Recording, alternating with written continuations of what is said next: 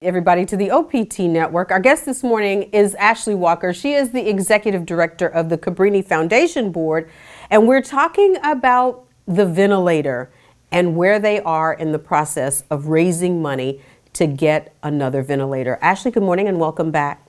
Good morning. Thanks for having me. So when we were talking, it was sort of the ball had started rolling for the new ventilator, and as we are, I feel like we're in the clutches of COVID-19, and you're not hearing about any better numbers. You're not hearing any better news.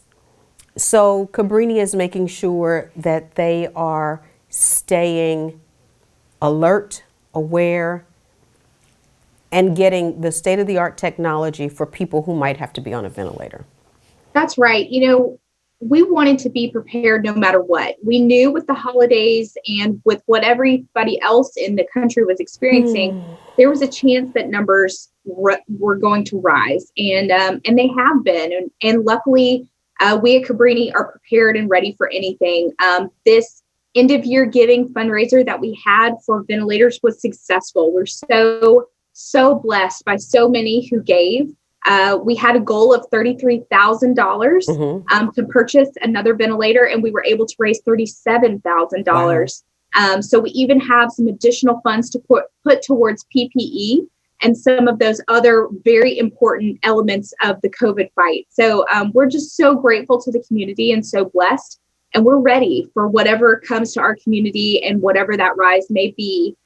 We will continue to raise funds for the fight.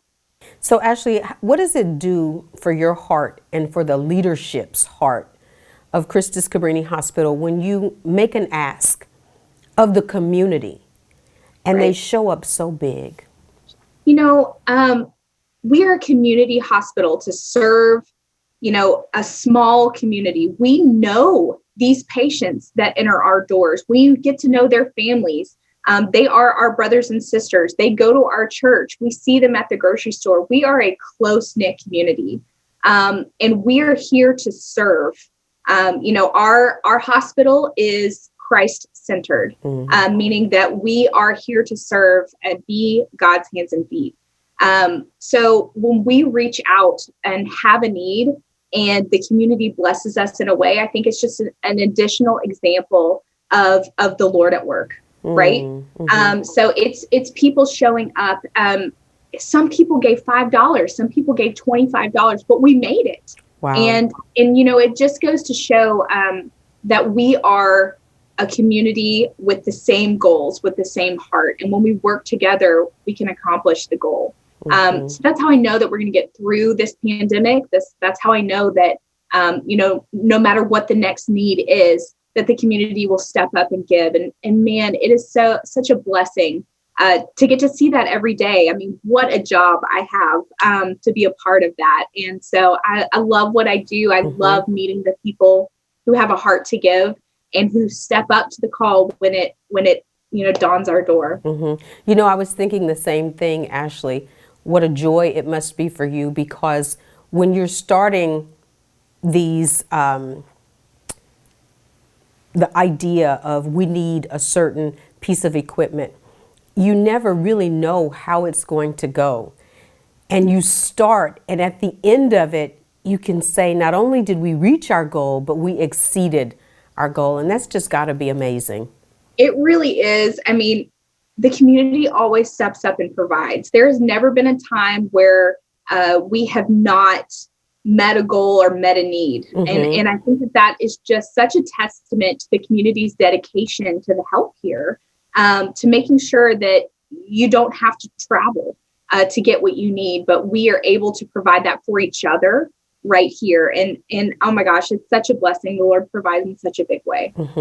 And so one of the last conversations that we had with Dr. Zapatero was about the vaccine coming to the hospital, being one of the only hospitals, well, the first hospital really, or one of the first hospitals in the state to get the vaccine. How are we doing with that? And how has it been in vaccinating, the staff and then the next round?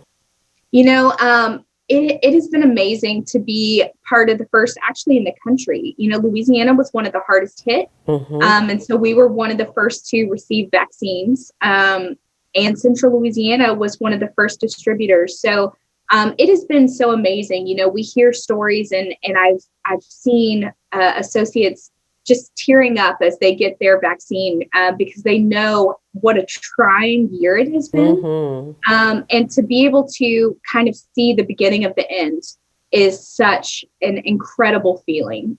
So I know that all of the associates who have been vaccinated, the physicians that have been vaccinated, are so grateful for that opportunity because it means that they will be able to keep going and able to continue to serve in the capacity that they were called to. So I think that has been just an amazing thing to witness, in my position, and be able to talk to so many who have been on the front lines as they get their vaccine and are able to, just step forward with the comfort that they're not going to be infected or not going to be bringing it home to their family. I mean, the stress of that alone in this past year has been tremendous. And I know that you were among some of the staff that was vaccinated. How are you doing, and how was the vaccination for you?